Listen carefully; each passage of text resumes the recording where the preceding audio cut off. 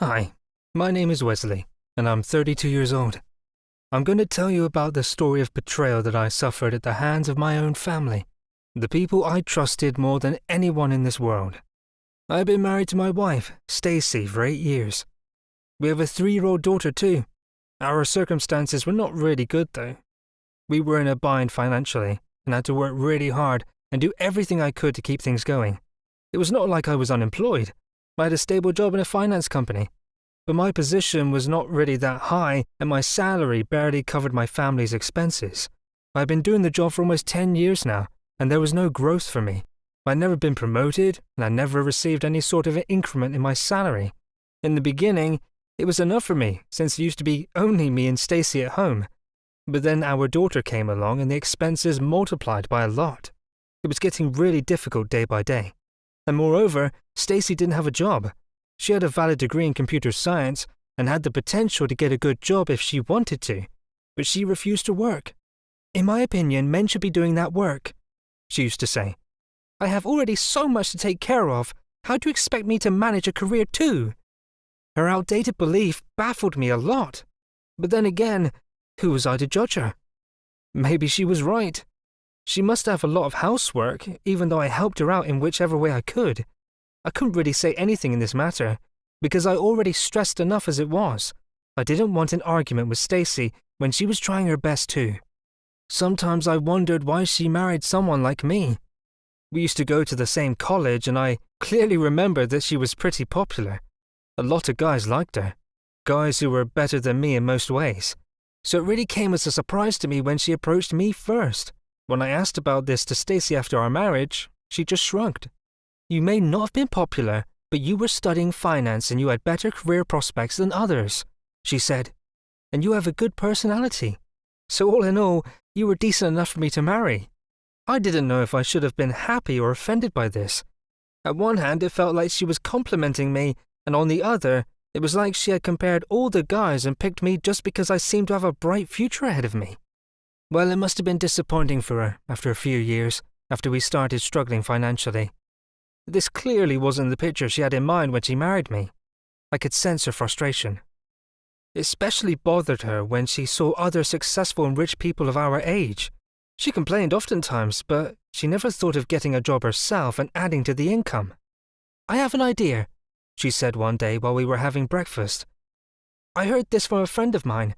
She said that she keeps her husband's boss impressed by inviting him to dinners regularly, and in return the boss keeps increasing the husband's salary.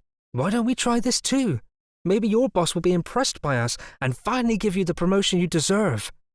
I thought about it. It wasn't a bad idea, and there was nothing to lose. It would only foster good relationships with my boss. Sure, we can do that, I told her. I'll invite my boss to dinner today. Make sure you prepare nice dishes. He is a bit picky when it comes to food. Leave that to me, she said confidently. Your boss will surely be impressed by my skills. So I invited my boss to dinner that night. To my surprise, he instantly agreed. I brought him home along with me after office hours. Stacy hadn't been kidding around earlier. She went all out for this dinner and made it as special as she could. Brandon, my boss, seemed pretty impressed by Stacy. But man, did he try to humiliate me in front of my own family. I never knew that he was such a jerk. Stacy, you are so pretty and skilled, he laughed. What are you doing with a guy like Wesley? You can imagine how speechless I was. Stacy didn't say anything either, looking down in embarrassment.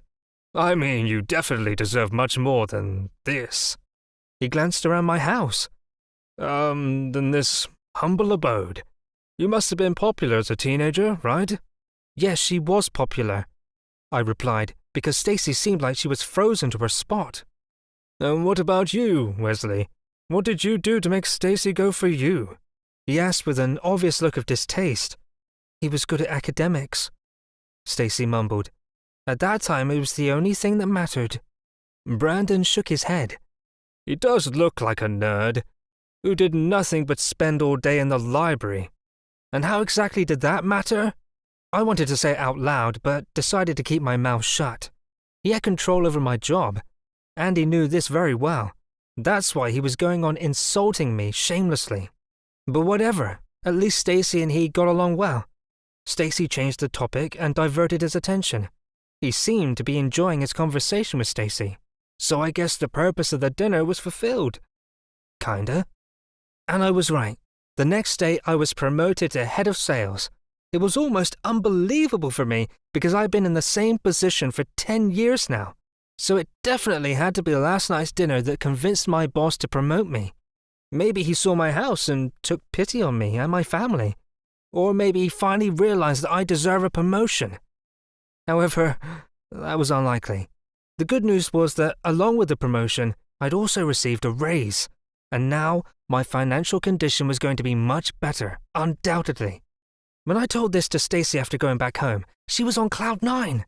"See, I told you, didn't I?" She asked me happily. "Our plan seems to have worked. Now we just have to keep inviting your boss like this so that you keep getting promoted." I nodded, smiling. "But we will think about that later. Let's go to celebrate tomorrow. It's the weekend, so I don't have to work. We can spend the whole day outside." "Sounds like a plan." Stacy beamed. The next morning, however, as soon as I opened my eyes, I got a call from my boss. "Pack your bags," he said, cutting to the chase. "You're going on a 2-day business trip." "What?" I exclaimed in shock. "Today?"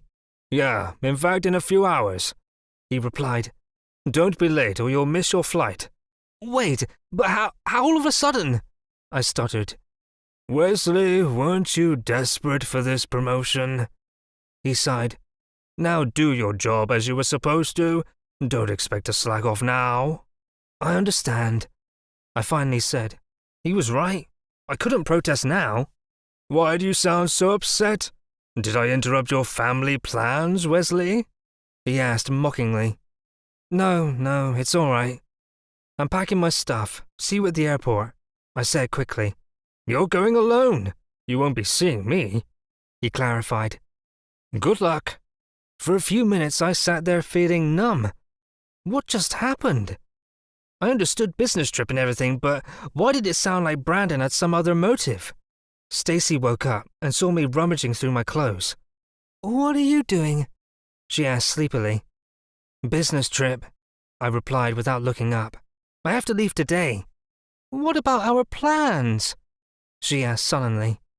I sighed. "We will have to cancel that." And after bidding my daughter goodbye, I left. When I returned after 2 days, I was expecting to face a very mad Stacy. She hadn't picked up my calls or answered my texts in 2 days. I thought that she was angry at me for cancelling our plans and going on a business trip. But I was surprised to find her all happy and smiling when I got home. She even talked to me nicely. "You seem to be in a good mood," I commented. "Yeah, I had such a nice weekend," she replied, and then started humming to a tune. I glanced around the house. Everything seemed quite normal, except for a few new and expensive things that were placed on the living room couch. I went to examine them. "Did you go for shopping?" I asked Stacy. "No, they are gifts," she said, then deliberately changed the topic. "How was your trip? How were the facilities? How did the meetings go?" And I successfully got distracted because I was so excited to tell her everything about my trip. When I went to office, Brandon told me to prepare for another business trip. But I just got back," I said weakly. "And?" He raised an eyebrow. "I told you already, you asked for this by wishing to get promoted. Now you have to play the part too." Now how could I argue to that? He had a point. I had to work hard to maintain my position, so I just nodded and got ready to go to my next business trip. But this was not the end of this. Brandon kept sending me on trips and meetings regularly. Most of my time was spent traveling and running to the meetings. For a whole month, I didn't get to see my family. I missed my daughter terribly, and also Stacy. Stacy had told me not to worry about it, and that she wanted me to focus on my work. There was one weird thing about this whole ordeal, though. Whenever I used to get home for a short amount of time, I always saw the house filled with more and more gifts, and even Stacy seemed to be wearing new clothes and stuff. Whenever I asked her about it, though, she would always dodge my questions or change the topic. I didn't think much of it either, because I had a lot of workload, And it wasn't helping that my boss was being a jerk about everything. I wasn't complaining about the job, but the fact that he humiliated me despite my efforts made my blood boil. We were having a meeting one day with the employees of our office present. He called me out in front of everyone for something that wasn't even my fault. When I told this to him, he only got more agitated. "You mean to say that I am lying?" He deadpanned. "I have better works to do, Wesley, unlike you. You just know how to whine and complain about your job. Even after promoting you and raising your salary, you are giving me a hard time. You are never satisfied, are you?" Everyone started sniggering and whispered about me. I never felt so humiliated in my entire life. I didn't understand what his problem was. Why was he doing this? Did he have some sort of grudge against me? I was doing everything in my power to make him happy. When I went home and shared all this with Stacy, she made a face at me. "It must have been your fault, Wesley," she said. "You must have done something wrong. No one will accuse you otherwise." I gave her an incredulous look. "Are you taking my boss's side right now? Did you even listen to me? He is tormenting me on purpose. Because of him, I can't spend time with you guys. Aren't you even slightly upset about it?" "No," she replied. "Work should be first priority for you. Family comes afterward. How are you going to keep us happy if you don't earn enough money?" "Is money everything to you?" I asked. "Don't you ever feel like spending time with me? Did you even miss me while I was away? Look, Wesley, I have other people to keep me company." She shrugged. "There's no need to get so emotional." I didn't say anything after that. I just left her sitting there. I'd at least thought that Stacy would understand me, but even she was not on my side. Well, whatever. I didn't have time to dwell on these things. My work was enough to distract me and keep me busy. Brandon kept sending me to more and more trips. He was basically using me as a slave. I was the one doing all the work that he should have been doing instead, and instead of praising me, he used to insult me. But I kept my head in the game and focused on whatever task I was given. I made sure to give it my 100%, and my efforts paid. Our company's sales went up, and the investors, clients, and everyone else was really happy. The key customers were happy with me, and the investors had good feedback about me. The company's general director heard about this and called me to praise me for my hard work and talent. I couldn't get happier than this. This helped me momentarily forget about the mishaps going on in my personal life. I had dedicated myself entirely to work for now. One day I received a call from the general director himself to come and join him for a secret meeting. It was a highly confidential affair, judging by how only the main shareholders were present, and it was taking place at his mansion, not at our office. Everyone greeted me warmly when I arrived and complimented me for all the hard work I had done in the past few months. I swear, I was feeling so embarrassed because of all the praises I received. But it was the good kind of embarrassment, one which I would gladly take any day over the humiliation I suffered at Brandon's hand. Anyway, the meeting started, and 5 minutes in I got to know what it was all about. Apparently the shareholders were ticked off by the current manager, aka my boss, aka Brandon. According to them, he had been slacking recently and acting weird. "He doesn't fulfill his responsibilities," one of them said. "It seems like he just dumps everything on you. He doesn't even know about anything the company's currently standing," another one said. "I've been receiving a lot of complaints about him. He's not good for our company's image." "And isn't it true that you have been doing all his work recently?" the general director asked me. "If it weren't for you, we might have faced a huge loss." "Yeah, that's after a lot of thinking we have arrived at a conclusion," one of the shareholders said. "We want to fire Brandon and give his position to you." My jaw must have dropped to the floor. "Are you sure?" I asked. "Me? You want to make me the manager?" The director nodded. "Yes, Wesley, don't be so surprised. You have earned it. I wish we had discovered your talents sooner. You are the perfect candidate to be a manager. Let us know whether you want to accept it or not." All of a sudden, thoughts of my wife, my daughter, and all the time I spent away from them started flooding my mind. I recalled how Brandon had embarrassed me at every opportunity he got, and how even Stacy had been against me. If I became the manager, then surely all my suffering would be over. I would never have to worry about money again, and I could keep my family happy. I had a bright future ahead of me after all, so I didn't waste any more time in accepting the offer and said yes. "Perfect," the director said. "We will be holding a meeting tomorrow at the headquarters, and by a majority vote we will fire Brandon and appoint you as the new manager." I couldn't wait to get home and share this news with Stacy. Finally, my dreams were coming true. We would never have to struggle again, and Stacy would be extremely happy when she would know about this. I entered the house and called out Stacy's name, only to receive silence in return. I checked all the rooms to find that Stacy was not there. She had left our daughter alone in the living room. Where did she go so late at night? She was not even answering her phone. I sat down with my daughter and couldn't help but smile when I saw her playing. "I'm going to make sure that you have a better life from now on," I said, patting her head. "I will not be going on business trips anymore. Even if I do, I will have the freedom to take you and your mum with me.